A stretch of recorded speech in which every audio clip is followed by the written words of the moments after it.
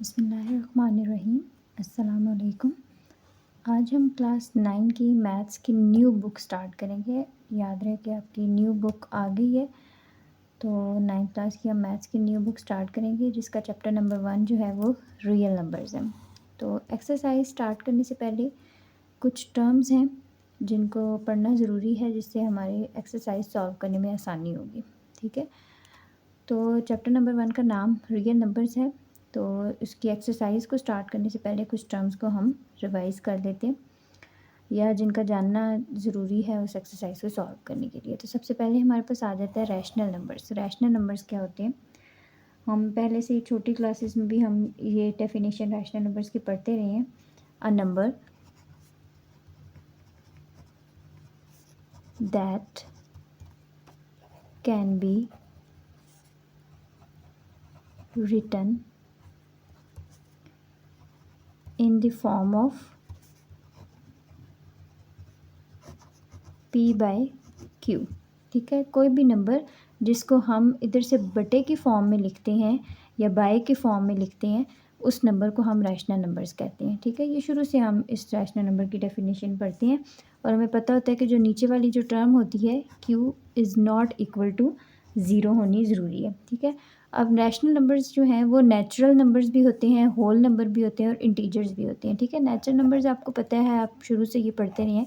Natural numbers जो हैं वो 1 2 3 से लेकर अप टू सो ऑन सारे नेचुरल नंबर्स होते हैं। ठीक है, और इसी के साथ अगर हम ज़ीरो लगा देते हैं, ज़ीरो से स्टार्ट करते हैं, तो वो सारे हमारे पास होल नंबर्स हो जाते हैं। ठीक है, और इंटीजर्स हमारे पास जो हैं वो -1 -3 -2 -1 0 1 2 3, यानी पॉजिटिव नेगेटिव जितने भी नंबर्स हैं वो इंटीजर्स होते हैं। ठीक है, तो अब हमारे पास ये क्या है कि रैशनल नंबर्स कौन से होते हैं जी? हमारे पास ये p और जो q, यानी कि जो नंबर्स हमारे पास डिविजिबल की फॉर्म में नज़र आ रहे होंगे या बाय की फॉर्म में नज़र आ रहे होंगे, वो रैशनल नंबर्स होंगे। अब ये p और q ये नंबर्स जो हैं वो नेचुरल नंबर भी हो सकते हैं, होल नंबर भी हो सकते हैं और इंटीजर भी हो सकते हैं। यानी कि p बाई q जो है वो बिलोंग करेगा इंटीजर्स पे। ठीक है, यानी कि वो कोई भी नंबर हो सकता है।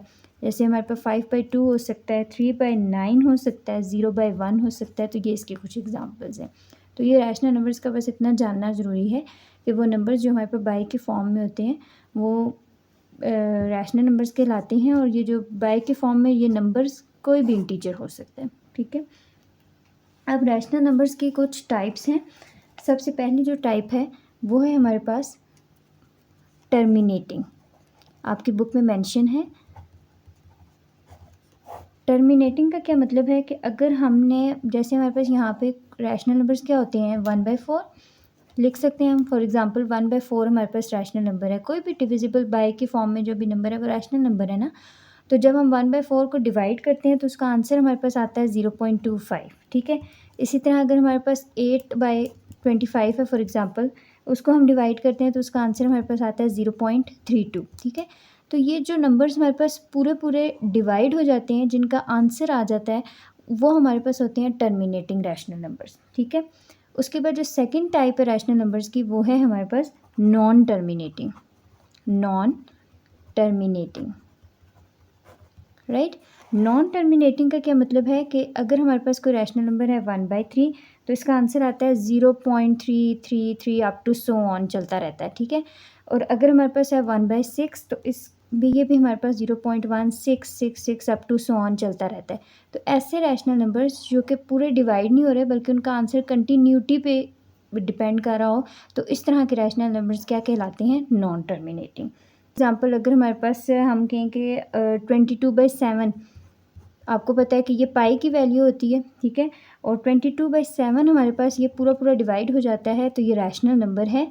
ठीक है, लेकिन पाई हमारे पास जो है वो इर्रेशनल नंबर है। ठीक है, ये आपको पता चल जाएगा जब हम इर्रेशनल नंबर की डेफिनेशन पढ़ेंगे। ठीक है, फिलहाल हमने रैशनल नंबर पढ़ा कि रैशनल नंबर जो भी डिविजिबल की फॉर्म में, बाई की फॉर्म में जो भी नंबर होगा वो रैशनल नंबर होगा, और ये जो नंबर्स हैं वो बिलोंग करेंगे इंटीजर्स पे, कोई भी इंटीजर हो सकता है। ठीक है, उसके बाद उसकी 2 टाइप्स हैं, टर्मिनेटिंग और नॉन टर्मिनेटिंग। टर्मिनेटिंग जो रैशनल नंबर्स हमारे पास फुल डिवाइड हो जाएगा, जिसका कोई ना कोई आंसर निकल आएगा, वो टर्मिनेटिंग रैशनल नंबर होगा। Non terminating terminating rational number जो हमारे पास पूरा डिवाइड नहीं होगा बल्कि अप टू सो ऑन उसका आंसर चलता जाएगा, वो हमारे पास नॉन टर्मिनेटिंग रैशनल नंबर कहलाएगा।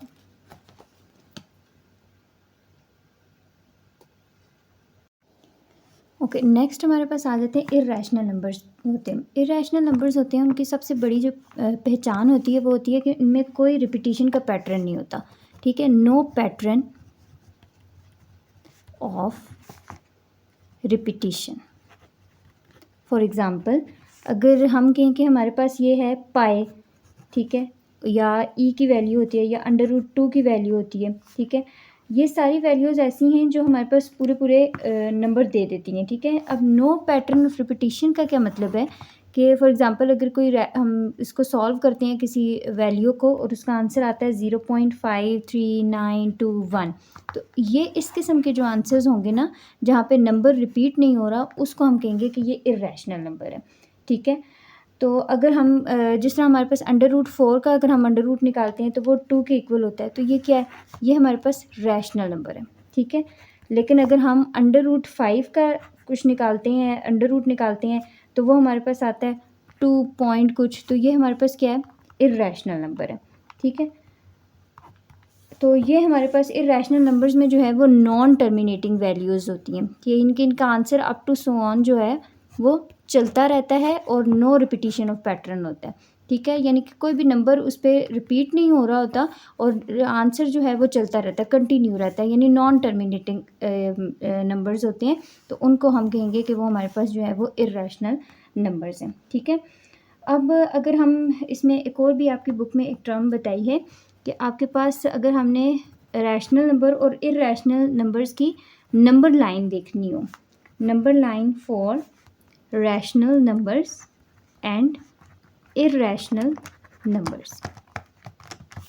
आपको पता है कि रैशनल नंबर्स को हम क्यू से डिनोट करते हैं और इर्रेशनल नंबर्स को हम क्यू बार से या क्यू स्लैश से हम इसको डिनोट करते हैं, ठीक है। तो हमारे पास ये जो नंबर लाइन अगर हमने रैशनल नंबर्स और इर्रेशनल नंबर की निकालनी हो तो वो हमारे पास जो है वो रियल नंबर्स होते हैं, ठीक है। और तो रियल नंबर्स क्या होंगे कि अगर हमने इसकी नंबर लाइन निकालनी है तो रियल नंबर क्या होंगे इसके, क्यू यूनियन क्यू बार, यानी रैशनल नंबर्स और इर्रेशनल नंबर्स का यूनियन हमारे पास जो है वो रियल नंबर होंगे। अब आपको पता चला कि हमारे चैप्टर का नाम रियल नंबर्स था, तो उसके लिए हमने सबसे पहले रैशनल नंबर्स का डिफ़ाइन किया और उसके बाद इर्रेशनल नंबर को डिफ़ाइन किया। तो ये डिफ़ाइन करना क्यों ज़रूरी था, क्योंकि रियल नंबर्स क्या कहलाते हैं कि जब हमारे पास रैशनल नंबर्स और इर्रेशनल नंबर्स का यूनियन होता है, यानी वो दोनों नंबर मिला के हमारे पास रियल नंबर्स कहलाते हैं, ठीक है। अब हम कुछ प्रॉपर्टीज़ देखते हैं रियल नंबर्स की।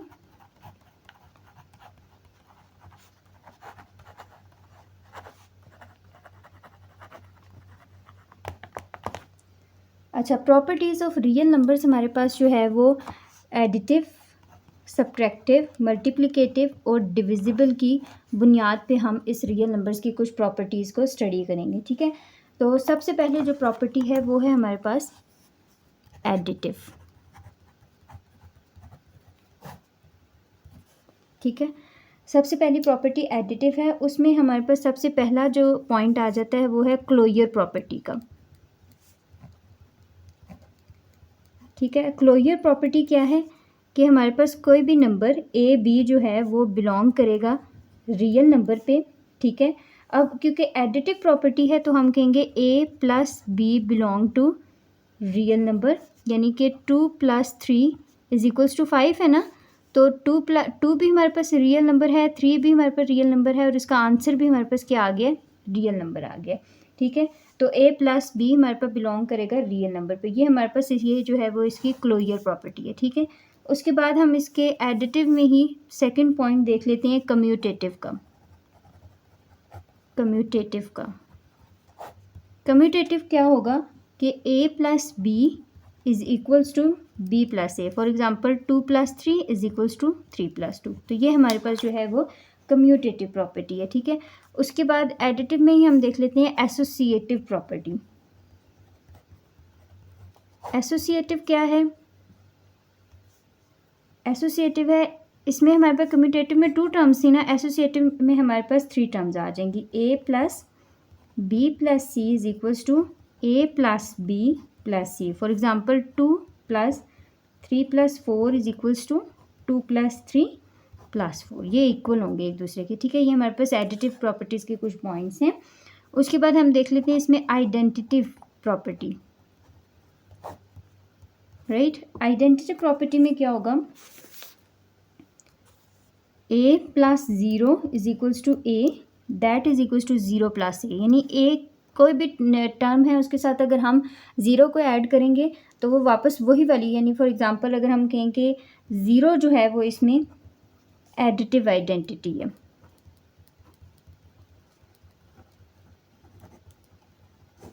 ठीक है।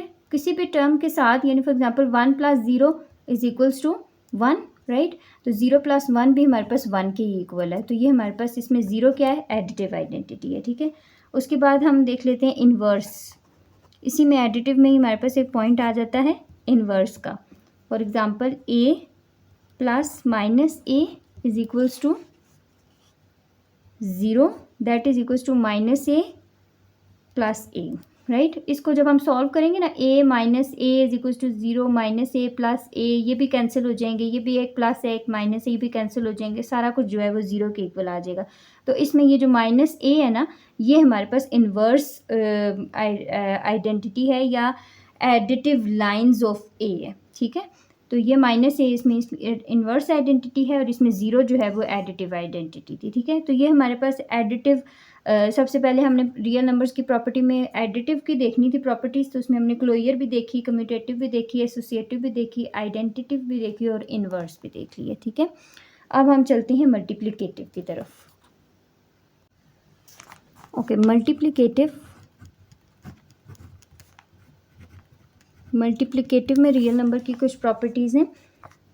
इसमें क्या होगा, हमारे पास सबसे पहले कि हम करेंगे मल्टीप्लिकेटिव में, आपको पता है कि a b c belong to real number, ठीक है। जितने भी इंटीजर्स होंगे या जितने भी नंबर्स होंगे वो रियल नंबर पे ही बिलोंग कर रहे होंगे। तो सबसे पहले हम देख लेते हैं इसमें क्लोजर। जिस तरह हमने एडिटिव की सारी देखी थी, इसी तरह मल्टीप्लिकेटिव की देखेंगे। तो मल्टीप्लिकेटिव है तो दोनों टर्म्स जो हैं वो मल्टीप्लाई हो रही होंगी और बिलोंग करेंगे रियल नंबर पे। For example 2 cross 3 belong to 6, राइट। उसके बाद हम देख लेते हैं कम्यूटेटिव।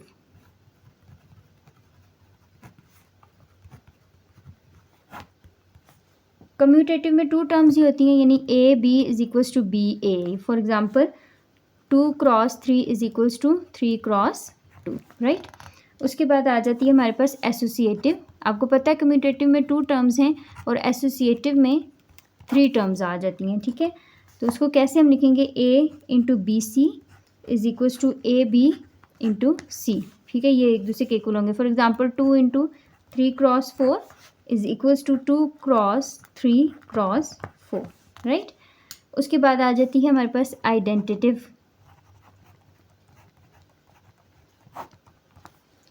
आइडेंटिटिव में क्या है, a cross 1 is equals to 1 cross a that is equals to a, right. उसके बाद हमारे पास आ जाती है inverse. a cross 1 by a is equals to 1 that is equals to 1 by a cross a, ठीक है। ये वाला a इससे कैंसिल हो जाएंगे और सारी चीज़ें 1 ही के इक्वल हो जाएंगी। तो ये हमारे पास इसकी इन्वर्स प्रॉपर्टी आ गई है, ठीक है। ये हमारे पास सारी मल्टीप्लिकेटिव प्रॉपर्टी के कुछ पॉइंट्स हैं। अब हम चलते हैं डिस्ट्रीब्यूटिव प्रॉपर्टी की तरफ। ओके, डिस्ट्रीब्यूटिव प्रॉपर्टी में भी कुछ पॉइंट्स हैं। सबसे पहले हमारे पास है कि a into B plus C is equals to A B plus A C. अब देखो हमारे पास ये लेफ़्ट साइड से प्लस हो रहे हैं ना, तो हम इनसे कहेंगे कि लेफ़्ट डिस्ट्रीब्यूटिव प्रॉपर्टी पॉजिटिव है, ठीक है। लेफ़्ट डिस्ट्रीब्यूटिव प्रॉपर्टी पॉजिटिव, ठीक है। उसके बाद हम इसे माइनस में भी देख लेते हैं, into B minus C is equals to A B minus A C, ठीक है। इसको हम कहेंगे right distributive property negative, right. उसके बाद हमारे पास आ जाएगा लेफ़्ट डिस्ट्रीब्यूटिव प्रॉपर्टी नेगेटिव, ठीक है, ये हमारे पास। उसके बाद हम अब ये लेफ़्ट वाली होगी, हम राइट वाली देख लेते हैं। यानी कि हमारे पास ये जो 2 टर्म्स हैं वो मल्टीप्लाई होंगी एक टर्म के साथ। तो ये भी हमारे पास वही ए सी प्लस बी सी। तो ये हमारे पास है राइट डिस्ट्रीब्यूटिव प्रॉपर्टी पॉजिटिव, ठीक है। उसके बाद हमारे पास नेगेटिव का भी देख लेते हैं, A minus B into C is equals to A C minus B C. तो ये हमारे पास है राइट डिस्ट्रीब्यूटिव प्रॉपर्टी नेगेटिव। तो ये कुछ डिस्ट्रीब्यूटिव प्रॉपर्टी की कुछ पॉइंट्स होंगे, ठीक है। उसके बाद हमारे पास जो है वो कुछ आपकी बुक में बताई गई हैं properties of equality, properties of equality. अब वो क्या है, हमारे पास सबसे पहली जो प्रॉपर्टी है वो आपकी बुक में बताई है रिफ्लेक्सिव। रिफ्लेक्सिव का क्या मतलब है कि ए इक्वल होगा ए के, for example 5 equals to 5। Reflexive का क्या मतलब होता है, अक्स, यानी कि अगर हम आईने में हम अपने आप को ही देख रहे हैं तो वही हम है और आईने में भी हम ही हैं, तो ए इज़ इक्वल्स टू ए। ये हमारे पास इसकी फर्स्ट जो प्रॉपर्टी है वो है रिफ्लेक्सिव। सेकंड जो आपकी बुक में बताई है वो है सिमेट्रिक। सिमेट्रिक का मतलब है कि A is equals to B है तो बी भी ए के ही इक्वल है, ठीक है। ये हमारे पास सिमेट्रिक इक्वालिटी की प्रॉपर्टी में सिमेट्रिक इसकी टाइप है, ठीक है। उसके बाद नंबर 3 है ट्रांजिटिव।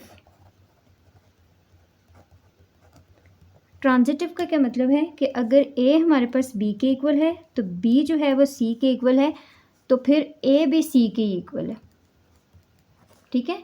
ए अगर हमारे पास बी के इक्वल है और बी जो है वो सी के इक्वल है, for example A is equal to B, for example A 2 है तो 2 हमारे पास अगर 2 के इक्वल है तो यहाँ पे ये वाला जो बी है वो सी के इक्वल है, for example 2 is equal to 2। तो अब हमारे पास ये वाला 2 भी तो इसी 2 के इक्वल है, तो ए भी हमारे पास सी के इक्वल है, तो ये ट्रांजिटिव प्रॉपर्टी है, ठीक है। उसके बाद हमारे पास आ जाती है एडिटिव प्रॉपर्टी। जिस तरह हमने इसमें किया ना, डिस्ट्रीब्यूटिव के कुछ पॉइंट्स किए हैं और उसके बाद मल्टीप्लिकेटिव में कुछ प्रॉपर्टीज़ थी और उसके बाद जक्लोइयर कम्यूटेटिव, इसी तरह इक्वालिटी में ये टाइप्स हैं, ठीक है। एडिटिव प्रॉपर्टी का क्या मतलब है इक्वालिटी में कि ए इक्वल टू बी है, ठीक है। अगर ए हमारे पास इक्वल्स टू बी है, ए हमारे पास अगर इक्वल्स टू बी है तो हमारे पास A plus C is equals to B plus C है, ठीक है। फॉर एग्जांपल अगर 5 इक्वल्स टू 5 है तो अगर इसी 5 में कोई तीसरी टर्म हम ऐड कर लेते हैं, 5 plus 6 is equals to 5 plus 6, तो दोनों तरफ 11 ही है ना। तो ए इज इक्वल्स टू अगर बी है, दोनों टर्म्स बराबर हैं, तो अगर तीसरी टर्म भी इनमें आके ऐड हो जाती है तो वो भी उसी टर्म्स के इक्वल ही होगी, ठीक है। यानी अगर तीसरी टर्म हम ए में ऐड करते हैं तो वो भी आंसर उसका भी वही आएगा, और तीसरी टर्म बी में ऐड करते हैं तो आंसर उसका भी वही आएगा। तो ये इक्वालिटी की प्रॉपर्टी है। इसी तरह इसका फिफ्थ है हमारे पास मल्टीप्लिकेटिव।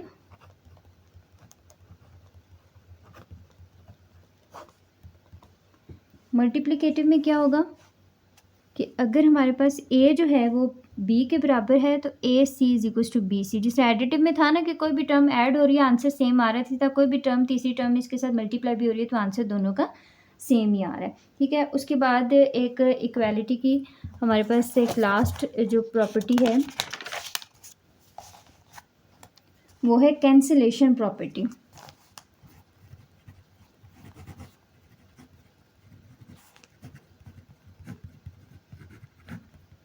ठीक है, कैंसिलेशन प्रॉपर्टी सबसे पहले हम देख लेते हैं विद रिस्पेक्ट टू एडिशन, ठीक है। With respect to addition cancellation property क्या है, A plus C is equals to B plus C, तो ए हमारे पास इक्वल है बी के, ठीक है। और उसके बाद हमारे पास कैंसिलेशन प्रॉपर्टी है विद रिस्पेक्ट टू मल्टीप्लिकेशन, ठीक है। मल्टीप्लिकेशन क्या होगा, A C is equals to B C, तो ए हमारे पास इक्वल है बी के, ठीक है। तो ये हमारे पास कुछ कैंसिलेशन प्रॉपर्टीज़ हैं।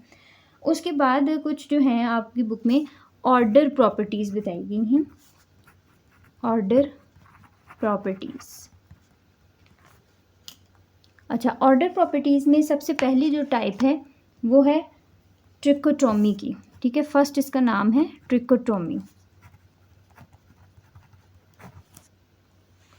अब ट्रिकोटोमी क्या होता है कि इसमें हमारे पास वही दोनों नंबर्स जो हैं वो बिलोंग करते हैं रियल नंबर पे ही, ठीक है। और ए हमारे पास इक्वल होता है बी के, दोनों नंबर बराबर होते हैं, या फिर ए जो है वो ग्रेटर होता है बी के और बी जो है वो ग्रेटर हो सकता है ए से, ठीक है, यानी कि दोनों नंबर अगर बराबर हैं या फिर ए ग्रेटर हो सकता है बी से या बी ग्रेटर हो सकता है ए से, तो ये हमारे पास कौन सी प्रॉपर्टी है, ट्रिकोटोमी की प्रॉपर्टी है। ठीक है, उसके बाद इसी तरह ऑर्डर प्रॉपर्टी की सेकंड टाइप है ट्रांजिटिव। ट्रांजिटिव में क्या होता है कि अगर ए हमारे पास ग्रेटर देन है बी के एंड बी ग्रेटर है सी के, तो हमारे पास ए भी जो है वो ग्रेटर होगा सी के। अगर कोई भी टर्म ऐसी, ये वाली टर्म जो है वो इस टर्म से ग्रेटर है, ए ग्रेटर है बी से, और ये जो बी है वो एक किसी तीसरी टर्म से ग्रेटर है, तो फिर ए हमारे पास इस सी से भी ग्रेटर होगा। ठीक है, तो ये हमारे पास ट्रांजिटिव प्रॉपर्टी होगी। उसके बाद हमारे पास थर्ड आ जाती है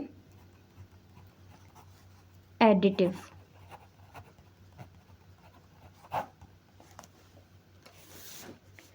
एडिटिव में क्या होगा कि अगर हमारे पास ए जो है वो ग्रेटर है बी के, तो ए प्लस सी, यानी कि इस ए में कोई भी तीसरी टर्म ऐड हो जाती है तो वो ग्रेटर होगी बी प्लस सी से।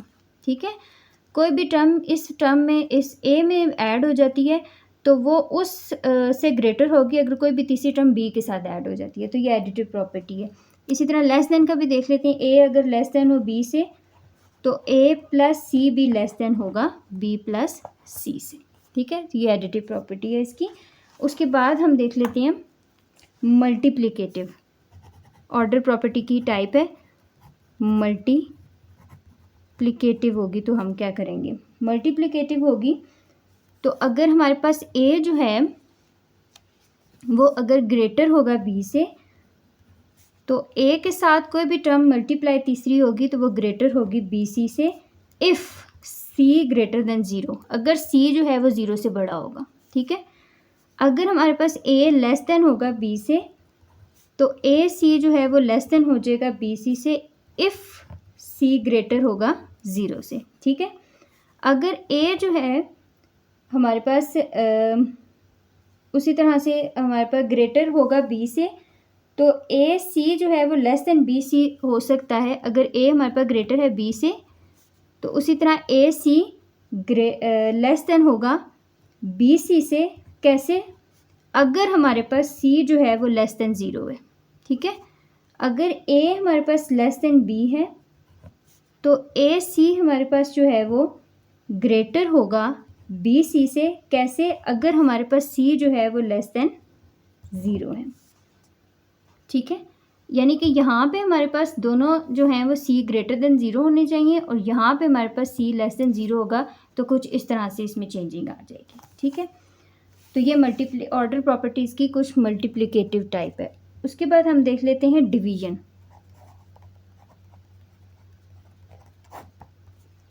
डिवीजन में क्या होगा कि अगर ए हमारे पास लेस देन बी है, तो ए बाई सी यानी कोई भी टर्म आके इसके साथ डिवाइड हो जाती है तो वो लेस देन होगी बी बाई सी से ही, if C greater than zero है।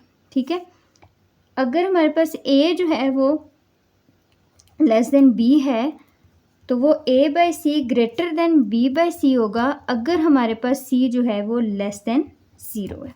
ठीक है, यानी कि सी, ये जो तीसरी टर्म है, ये वाली जो तीसरी टर्म्स हैं, इनमें ज़ीरो से ग्रेटर और ज़ीरो से लेस देन की वैल्यू भी अगर हम मल्टीप्लाई या डिवाइड करते हैं तो उससे इस चीज़ पे हमारे पास ये फ़र्क पड़ेगा इस पर। ठीक है, उसके बाद इसी ऑर्डर ऑफ प्रॉपर्टी की तीसरी जो टाइप है वो है हमारे पास रेसिप्रोकल। रेसिप्रोकल क्या होगा, इसमें भी हमारे पास दोनों जो इंटीजर्स होते हैं वो बिलोंग कर रहे होते हैं रियल नंबर पे ही। तो हमारे पास अगर ए जो है वो लेस देन बी होगा तो 1/a ग्रेटर होगा 1/b से। ठीक है, अगर क्योंकि इन्वर्स है ना, रेसिप्रोकल का मतलब होता है इन्वर्स। ठीक है, अगर हमारे पास यहाँ पे a जो है वो लेस है तो जब उसकी ओवर की फॉर्म में आएगी तो वो ग्रेटर हो जाएगी। ठीक है, इन्वर्स हो जाएगा। अगर हमारे पास a जो है वो ग्रेटर होगा b से तो वो 1/a जो है वो लेस देन हो जाएगा 1/b से। ठीक है, तो ये हमारे पास ऑर्डर प्रॉपर्टी की एक लास्ट टाइप थी। तो ये आपकी बुक में कुछ दी हुई थी एक्सरसाइज से पहले कि कुछ इन्फॉर्मेशन थी या एक्सरसाइज करने से पहले ये ज़रूरी थी कुछ प्रॉपर्टीज़, जिसकी वजह से हमें एक्सरसाइज करने में आसानी होगी। ठीक है, अब हम नेक्स्ट वीडियो में जो है वो एक्सरसाइज की तरफ चलेंगे, तो हमारे साथ रहिएगा। Thank you so much.